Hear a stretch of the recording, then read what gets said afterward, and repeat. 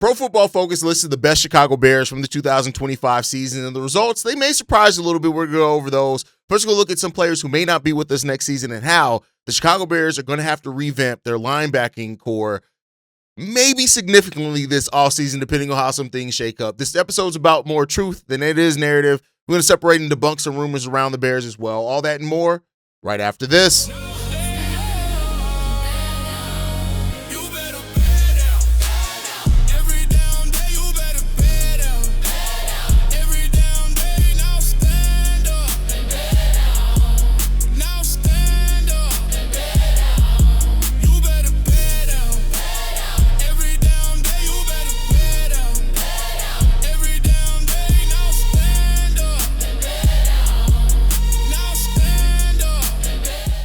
What's going on, Bears fans? Welcome to another episode of Chicago Bears Central, your number one spot for everything Chicago Bears related. I'm the host, Eric Hayes, but more importantly, you guys can follow the channel at Chi Bears Central on every social media platform we happen to be on. With that said, let's go ahead and get into this content today, y'all. And the Chicago Bears, they finished the season with an 11-6 record, as we all know, and Pro Football Focus has handed out their player grades on who took snaps with the Chicago Bears last year, who were the best players on the Bears' offensive and defensive side of the ball. Really, this should just be a nice jumping off point to talk. I want to hear how you guys feel. Again, Pro Football Focus grades are not the end-all, be-all. They are not the thing that signifies everything in football. It's just a nice jumping point. Now, here are the top Bears players that played a minimum of 100 snaps last year, according to their PFF grade. On the offensive side of the ball, Colston Loveland came in as the Chicago Bears' best offensive player with a PFF grade of 84.0, which is a really good grade. And when you consider how important Colston Loveland became to the Bears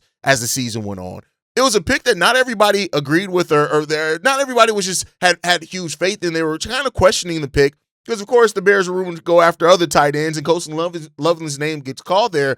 But Colston Loveland last season, one of the Bears' best route runners immediately the moment he got on the football field. Now, him and Luther Burden are both amazing route runners, but then when you look at the versatility and how Colston Loveland's been able to be used, we are barely scratching the surface of everything that Colston Loveland can be as an NFL player, especially under a Ben Johnson offense with the 12-man personnel being so important as what it is. Do not be surprised if Colston Loveland has an even bigger season next year for the Chicago Bears. Number two, DeAndre Swift with an 83 grade. Now, DeAndre Swift had such a different year in year two with the Chicago Bears versus year one. There are a lot of people, a lot of Bears fans, if they're being 100% honest, that was ready to send DeAndre Swift packing at the end of his first year. You know, and listen, I'm not saying that those guys were wrong for that. This isn't a thing to retroactively go in and be like, ha at y'all. No, because it was understandable why a lot of Bears fans were not as happy with DeAndre Swift in the performance. It's amazing how a revamp of an offensive line can make a running back that, again, I don't think he ever had a terrible season in his first year there. I just think it was disappointing through what some Bears fans wanted to see from their running back position. But for what it's worth, DeAndre Swift had a great year, both, catching passes and running out the backfield. He was between the tackles more than I think I've ever seen him between the tackles, even though still, the weakest part of his game, if you're going to point out one, but still had a great season in regards to that. Number two, DeAndre Wright. DeAndre Wright had himself a good season, and it's good to see that young guy continue to develop. And keep in mind, there was a point in time where, reported the Bears had thought about maybe benching him after a bad game. Not anything long-term, but just, as he was, getting his footing back. But he finished the season extremely strong, had a great season in what he's been able to do. And Darnell Wright continues to be one of Ryan Poles' best draft picks, especially considering where people thought he was going to go in that draft. Darnell Wright has been absolutely great. The upping the standard and the talent level on that offensive line did wonders for him as well, the expectations that were there. Next up, Joe Thuney at a 77.8 grade. Joe Thuney, the veteran that we brought in, we already know. He's been a leader on that offensive side of the ball. He's been so much of what we needed on that offensive line. Joe Thuney has been great. Him and Jonah Jackson have come in. They helped it revamp that offensive line. And, it's a big reason why we have faith going into this next season on what the Bears can be offensively. A big reason why the Bears' offense was as good as what it was able to be last season is directly because of the upgrades that we made on the offensive line. And Joe Thuney was a huge part of that, as was Drew Dahlman and everybody else as well. And then coming in, rounding out the top five, is Caleb Williams at a 76.9, and that's really good. You want your quarterback, your franchise quarterback, to be on the list of most impactful players. And we know that, accuracy is a thing that Caleb Williams really has to work on this offseason. You want to see him make that step accuracy-wise. That can help him make that next step into being an elite and an MVP. If a more accurate Caleb Williams, and then if you pair that with wide receivers that drop the ball less as well, we're talking about a legitimate MVP candidate. That, like, Caleb Williams can legitimately be an MVP candidate if he takes steps and strides in those areas. And so, as a team, we need to take strides, but also individually, Caleb Williams needs to take strides in his accuracy, which can make him even more elite. And it's really good. The Bears have playmakers. This offensive side of the ball, there's so much promise for what the Chicago Bears have. And keep in mind, Ben Johnson, he's going to get even better. And the same thing he did in Detroit with his play calling. As the roster refined, his play calling refined, he found better ways to use players as they were there longer. There's no reason to doubt that that's going to continue here with the Chicago Bears. We're probably going to be an even better offensive team next season. Of course, we need to make some improvements and stuff like that. But like, we got the protector of the year, the inaugural protector of the year with Joe Thuney. We got weapons. Common non-guy is going to be even better next year. Darnell Wright's going to take steps up. All those type of things. This offense is really on its way to being a truly elite offense. And one could say that statistically they already were. They were top 10 in just about every category. We need to tighten up our red zone percentage as far as getting touchdowns in the red zone. And if we do that, paired with the less drops and less misses, the overthrows, underthrows, this offense is going to take that elite step next year. Now let's go to the defense. Now we know the defense wasn't the best for the Chicago Bears last year, but we do have the 5 players that graded out as the best defenders for the Chicago Bears last year. DeMarco Jackson actually came in at number 1 at a 76.4 grade, which is good to see. DeMarco Jackson, a player that we're probably going to keep, especially with the injury to TJ Edwards, the doubt around that linebacker room with Noel Sewell, other guys. DeMarco Jackson's going to come back, and I'm excited to see what he can do next year in a Bears uniform. He had a really good season. With a Bears season that was filled with injuries, he stepped in when Tremaine Edmunds and TJ Edwards were down. He really established himself. He had 43 tackles, 2 tackles for loss, 1 sack, 1 interception, 3 pass breakups, and a forced fumble as a key reserve for the Chicago Bears last year. DeMarco Jackson had a big year. Next up, Kevin Byard at a 75.4 grade. We already know Kevin Byard had one of the best seasons of his veteran NFL career, and to do that at his age has been great. That's why Ryan Poles has marked him specifically as a player they would love to come back next season, because that's how good Kevin Byard has been in the Chicago Bears uniform. Now, we know things. Just because you should come back doesn't always mean you will, but I think it's a good chance that Kevin Byard's going to come back with some younger players, and reserves around him as well. Kevin Byard, as long as he keeps playing at a high level, and he said it, I'm year to year now, probably at this point in my NFL career. Even if the Bears do give him a 2, maybe 3-year contract, it's still probably going to be year to year based off them having an opt-out if they can. Not an opt-out, but, having space if they able to. Not a lot turns into dead money if they do feel they need to cut him. But Kevin Byard has been so good for the Chicago Bears. It's been great to see. Montez Sweat at 72.1. He comes in at number 3 there for the Chicago Bears. 10 sacks last season. A much better year statistically than what we want from Montez Sweat. He was still almost there so many times last year. We know we need to get more pressure on that defensive line to help him out, be more consistent. I think that's going to come here for him sooner rather than later. Montez Sweat, had a solid season, though. We need to improve the defensive line. Montez Sweat's hopefully going to play better with those improvements around him as well. TJ Edwards coming here at number 4 with a 70.1 grade. We already know, like, TJ Edwards, take the numbers out. I really don't care what the PFF grade is. He should be on this list regardless. He missed almost half the season due to injury, but when TJ Edwards is healthy and on the field, there's no doubt he makes the Chicago Bears team considerably better. And that's why I love that he's a Chicago Bears linebacker. He deserves to be a Chicago Bears linebacker. He has the makeup, the mentality, the play of a Chicago Bears linebacker. TJ Edwards is great, and I hope that he doesn't miss much at the start of his season, because we need him out there. Hopefully we have a much healthier season from TJ Edwards. And then at number 5, Joe Tryon Shoyinka at 69.7, rounding out the top 5. We already know he's probably not going to come back next year, but as a defensive end, he came in there. He had 13 tackles, 1 tackle for a loss, 1 QB hit in 8 games as a rotational piece, and it's crazy he graded out as one of the 5 best Bears. That just goes to show you how bad the defense was at times, and also how injured the defense was, right? We were hugely injured. Didn't get very many games from Jalen Johnson, or Kyler Gordon last year. We never got to see that cornerback core that Dennis Allen was hugely excited about. We never got to see those things for the Chicago Bears last year. And hopefully the defense, with changes, the key changes that need to be made on that defensive line, we can get this defense to be in a top 10 defense next year. I'd said it would be in a top 12 defense next year with where we were last year. If we can get the top 12 next year with the offense and the leap that we know that they're potentially going to take this year, that's that team that can truly make, hopefully, maybe even win the NFC, right? The NFC North is still going to be a gauntlet. It's going to be a battle. It's going to be a war, and it's not going to come easy to win that NFC North crown again. But on top of that, the Bears can be truly competing for an NFC championship next year, but they gotta make key improvements. So it's good to celebrate the guys that had really good seasons, but we need to get to work. And Ryan Poles hopefully is already doing that work. We've already seen one cap casualty cut, and I wouldn't be surprised if we see more coming in sooner rather than later. But with that said, one of the position groups that may need to be revamped as well is the linebacking core.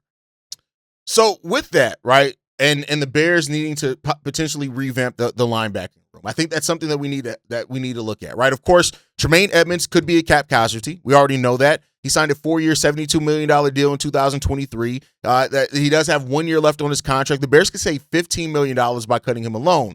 Now, Tremaine Edmunds also hasn't been bad, and he had probably his best season in coverage last season with the Chicago Bears under Dennis Allen. So, again, you could restructure Tremaine Edmunds, but the thing of cutting him and the potential there is there as well, right? According to PFF, Tremaine Edmunds ranked 27th in defensive grade last year. He was 38th the year before that, so he's gotten better. And I think Dennis Allen, again, has been really good for Tremaine Edmunds. The vision of how he wants to use Tremaine Edmunds has been really good.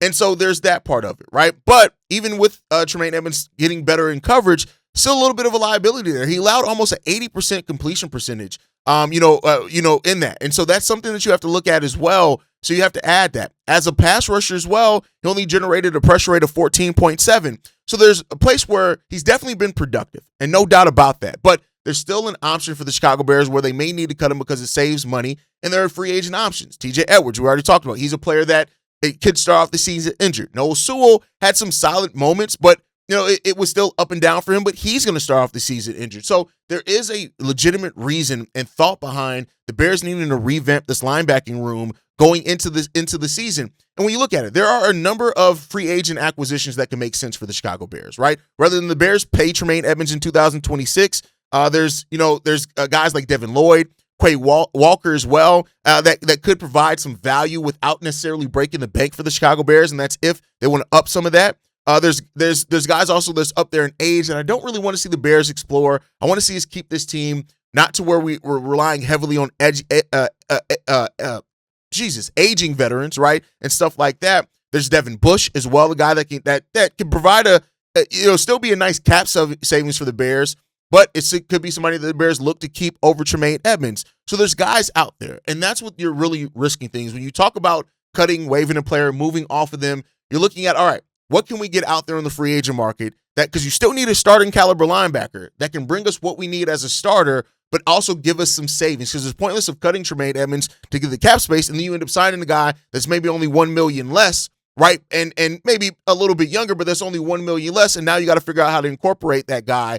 If you're going to do that, you have to find somebody that's the sweet spot between cost savings, but not dropping off a performance that much. And there are guys out there in free agency. Then you flip it and look at the NFL draft. There are guys. The linebacking group for this NFL draft is deep.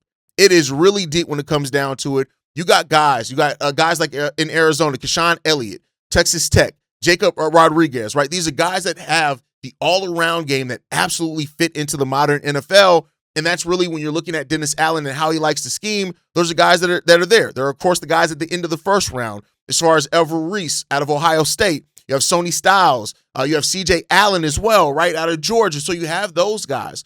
Also, there are guys at every level in this draft at the linebacking position through the first 3 rounds that can be day one starters for you. And that quality there is also something that Ryan Poles has to evaluate. It's not just about the free agent board. It's also, hey, if I can get a guy that can come here and be a starter for us and that fits the system in the way that we like to play in the draft, which is a cost control contract, especially if I get him in one of the later rounds, and then that frees up us to do some other things. That's where it could go to as well. The opportunity here for the Chicago Bears to hit not a complete reset, but to get to kind of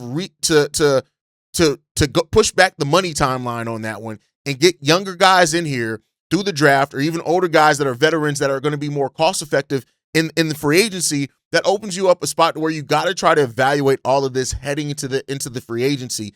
And that's what Ryan Poles' job is going to do. Justin Jefferson as well out of Alabama, right? I love that guy. I think him, Jeremiah Trotter out of Missouri, right? So you have so much of these guys that check these boxes off. Now, I'm not saying they're the same style of linebacker from Tremaine Edmunds, but again, it's much like we said with DJ Moore. It's about if you do need to create that cap space to go after a premium position, can you replace it in the draft? Or can you replace it with a more cost-effective free agent? If you do that, this is a good year to need linebacking depth. That's what it comes down to. And Ryan Poles, I would expect him and his team to really be evaluating that also in the moves that they're planning on making. This is a really good place to be able to get some linebackers in here. The offseason is really good for that. You also have to look at Caleb Williams. He's extension eligible. In just about 12 months from now, he's going to be extension eligible. It's going to be a sizable extension. So freeing up the cap space and looking forward into going into those players in the draft is going to be a key here for the Chicago Bears, and one that if I know anything for Ryan Poles, I think is going to be a big part of that too. So we'll see what's going to happen with that one. Let me know down below, when you think about the linebacking core here for the Chicago Bears and that linebacking position, what do you feel? What do you want out of it? What do you think Ryan Poles, how is he going to attack it with free agency and stuff like that? Or do you think we run it mainly back, maybe with one draft piece, and then we run it back and find ways to cut cap elsewhere? Let me know what you guys think on that down below. Now, a lot's been made of the Chicago Bears stadium situation.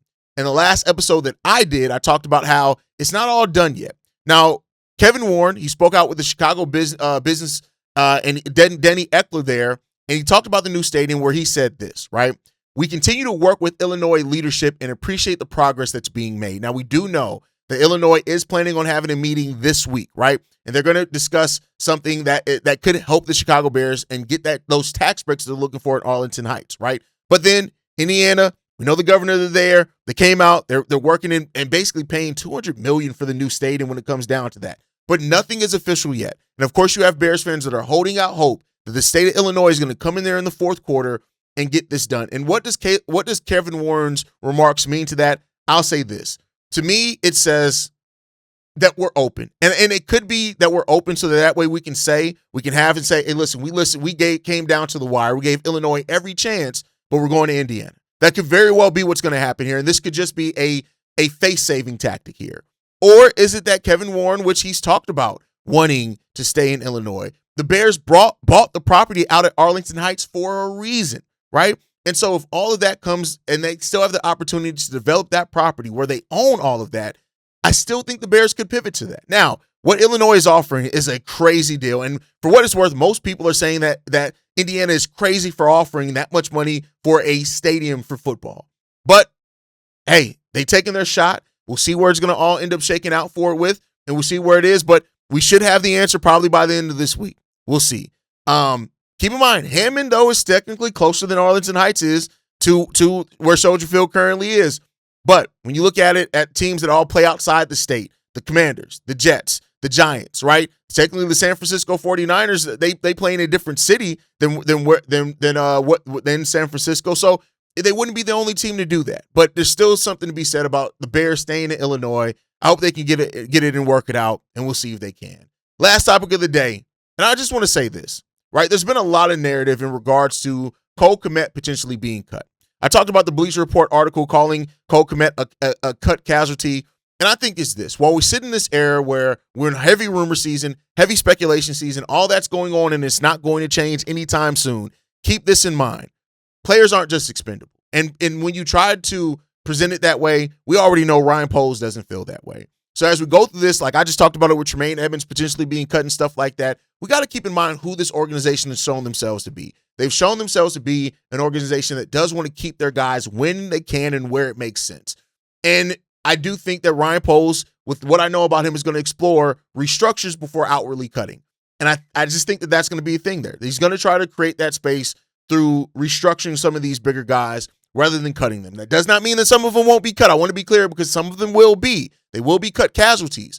But I think that Ryan Poles, and the reason why it may be more of a slower go, is because he's going to try to work that out. But also keep this in mind. Like I said in my last episode as well, do not be surprised if the Chicago Bears don't have the explosive offseason some people are wanting. The big names all over the place. Those things may not come. It may be more of a functional offseason for the Bears. And I tell you what, as long as it gets us to the place of being and improving, that's the thing that matters most. It's not about the names. It's about the production. And that's what we want to see from the Bears. And we'll see if they can get that done. But again, as I continue to say, hopefully this continues to be what an offseason, building a contender really looks like for the Chicago Bears this offseason. We went from worst to first. The Bills do now for the Chicago Bears to get that done. Ryan Poles has to focus on, sustainability. How do you build something that's sustainable? So that's what the Bears are going to do. We'll see if they can get it done. Make sure you guys are following us at Chi Bears Central. You can send us any feedback, questions, comments, concerns. ChicagoBearsCentral@gmail.com. And then lastly, if you want to leave a text message and our voicemail for the mailbag, the number to do so, 773-242-9336. We are the number one spot for everything Chicago Bears related, but that is thanks to you, lovely and beautiful people. And like I like to end every episode on, Chi-Town up, but Bear down. Love you guys. Peace, y'all. This has been a presentation of the Break Media.